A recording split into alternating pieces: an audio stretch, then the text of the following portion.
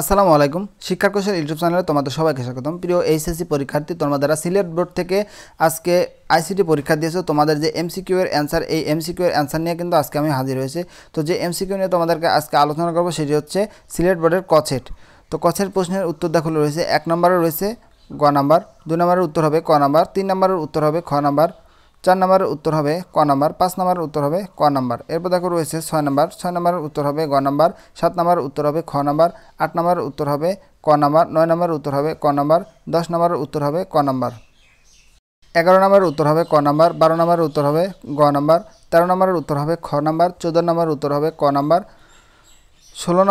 15 নম্বরের উত্তর হবে খ নাম্বার, 16 নম্বরের উত্তর হবে খ নাম্বার, 17 নম্বরের উত্তর হবে খ নাম্বার, 18 নম্বরের উত্তর হবে খ নাম্বার।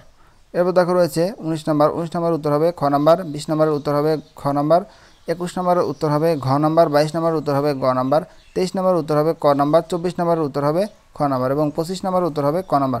তো বন্ধুরা, এই ছিল তোমাদের সিলেট বোর্ডের ক সেট প্রশ্নের উত্তর।